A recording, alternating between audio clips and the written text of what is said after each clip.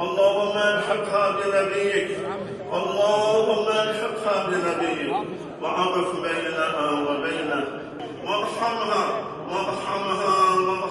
وإيانا برحمتك يا أرحم الراحمين. يا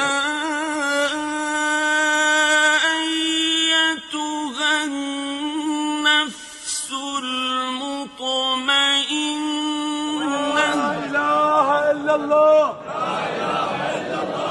ارجعي إلى ربك راضية مرضية